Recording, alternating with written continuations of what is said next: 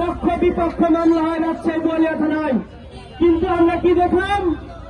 এক মামলায় নিজাম ড্রাইভার হচ্ছে আসামি।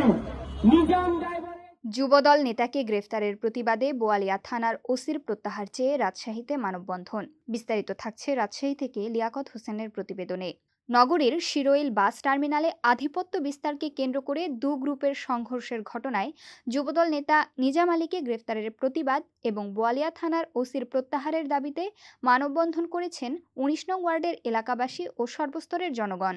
সোমবার দুপুর 12:30টায় নগরীর সাহেববাজার 0 পয়েন্টে ঘণ্টাব্যাপী এ মানববন্ধন কর্মসূচি পালিত হয়। মানববন্ধন থেকে বক্তারা বলেন, গত 23শে এপ্রিল রাজশাহী শিরোইল বাস টার্মিনালে বাস মালিক সমিতি ও মোটর শ্রমিক ইউনিয়ন সমিতির আধিপত্য বিস্তারকে কেন্দ্র করে দু গ্রুপের সংঘর্ষের ঘটনা ঘটে। ওই ঘটনার মামলার চার্জশিটে ১৯ নং ওয়ার্ড যুবদলের যুগ্ম আহ্বায়ক মোহাম্মদ নিজাম আলীর নাম না থাকা এবং তিনি উক্ত ঘটনার সাথে সম্পৃক্ত না হওয়া সত্ত্বেও গত 25শে এপ্রিল রাতে বোয়ালিয়া মডেল থানা পুলিশ অন্যায়ভাবে তাকে বিস্ফোরক মামলায় গ্রেফতার করে। মানববন্ধনে যুবদল নেতারা দাবি করেন, টাকার বিনিময়ে একটি বিস্ফোরক মামলার মূল আসামিকে আড়াল করে ১ জুলাই যোদ্ধাকে মিথ্যা মামলায় ফাঁসিয়ে জেল হাজতে পাঠানোর অভিযোগ উঠেছে বোয়ালিয়া থানার ওসি রবিউল ইসলামের বিরুদ্ধে। অবিলম্বে তাকে আওয়ামী লীগ মার্কা ওসি আখ্যা দিয়ে তার প্রত্যাহার দাবি করেছেন স্থানীয় ক্ষুব্ধ জনতা। তারা আরও অভিযোগ করে বলেন, বিস্ফোরক মামলায় টাকার বিনিময়ে প্রকৃত আসামি ড্রাইভার মিজানকে বাঁচাতে আরেক মিজানকে গ্রেফতার করেছে পুলিশ। গ্রেফতারকৃত ওই ব্যক্তি পেশায় একজন টিকিট মাস্টার এবং স্থানীয় যুব নেতা। বক্তারা আরও দাবি করেন, সবচেয়ে বিস্ময়কর বিষয় হল, মামলার বাদী সশরীরে থানায় উপস্থিত হয়ে নিশ্চিত করেছেন যে পুলিশ যাকে গ্রেফতার করেছে তিনি প্রকৃত আসামি মিজান নন। তা সত্ত্বেও কোনো এক অদৃশ্য মহলের ইশারায় ওসি রবিউল তাকে আদালতের মাধ্যমে জেল হাজতে প্রেরণ করেছেন। এ ঘটনায় তীব্র ক্ষোভ প্রকাশ করে রাজশাহী মেট্রোপলিটন পুলিশ কমিশনারের কাছে জবাব চেয়েছেন আন্দোলনকারীরা। পুলিশ প্রশাসনকে হুঁশিয়ারি দিয়ে তারা বলেন, বিসিএস এর ক্ষমতা জনগণের কাছে ফলাতে আসবেন না। ১৭ বছর আন্দোলন সংগ্রাম করে দেশ স্বাধীন করেছি।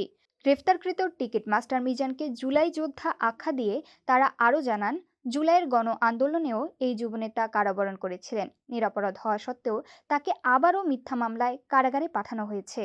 এছাড়া প্রশাসনকে হুঁশিয়ার করে ২৪ ঘন্টার আলটিমেটাম দিয়ে তারা জানান, অবিলম্বে ওসি রবিউলকে প্রত্যাহার না করা হলে এবং এর ফলে নগরীতে কোনো অঘটন ঘটলে এর দায়ভার প্রশাসনকেই নিতে হবে। ক্ষুব্ধ জনতা অবিলম্বে ওসির প্রত্যাহার দাবি করে তাকে রাজশাহীতে আর দেখতে চান না বলে জোরালো দাবি জানান। পাশাপাশি তারা অনতিবিলম্বে যুবদল নেতা মোহাম্মদ নিজাম আলীর নিঃশর্ত মুক্তি দাবি করেন।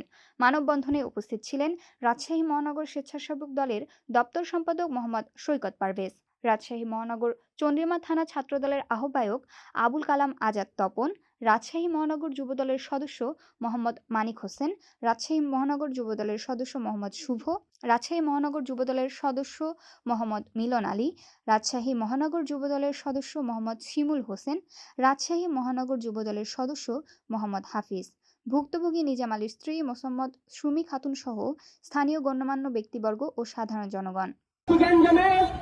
পক্ষ বিপক্ষ মামলা হয় রাজশাহী বোয়ালিয়া থানায়, কিন্তু আমরা কি দেখলাম? এক মামলায় নিজাম ড্রাইভার হচ্ছে আসামি। নিজাম ড্রাইভারের ছবি ফেসবুক সোশ্যাল মিডিয়ায় দেখতে পেয়েও বোয়ালিয়া থানার ওসি মহোদয় রবিউল ইসলাম কি করলো? নিজাম ড্রাইভারকে নিজাম ড্রাইভার করে দিয়েছে। ঘটনা এমনই, লাল মিয়াকে বাল মিয়া করে দিয়েছে। কিন্তু বোয়ালিয়া থানার ওসি মহোদয় হয়তো ভুলে গেছে, এটা দিনের ভোটের সরকার, এটা জনগণের সরকার, এটা নামি দামি সরকার না। এখানে জনগণের জবাবদিহিতা থাকতে হবে। যে সময় নিজামকে নিজাম বানানো হয়েছে সেই সময় কিন্তু আমরা বোয়ালিয়া থানায় উপস্থিত হয়েছি। বোয়ালিয়া থানায় উপস্থিত হয়েছিলাম, জনগণ, ছাত্র জনতা সবাই উপস্থিত হয়েছিল। এমনকি যে মামলা করেছে সে বাদীও কিন্তু আমাদের সাথে উপস্থিত ছিল। বাদী নিজে বলেছে যে এটা মামলার আসামি না, এটা নিজাম, এটা হলো টিকিট মাস্টার, আর যে আসামি সে হলো নিজাম ড্রাইভার। কিন্তু কিসের বলে এই বোয়ালিয়া থানার ওসি নিজাম ড্রাইভারকে নিজাম ড্রাইভার করলো? আমরা এখান থেকে জানতে চাই, মানববন্ধন থেকে জানতে চাই। যদি ২৪ ঘন্টার মধ্যে এই বোয়ালিয়া মডেল থানার মতন জায়গা থেকে এই বিতর্ক ওসিকে প্রত্যাহার না করা হয় তাহলে আজকে আমরা ছোট্ট পরিসরে মানববন্ধন করেছি।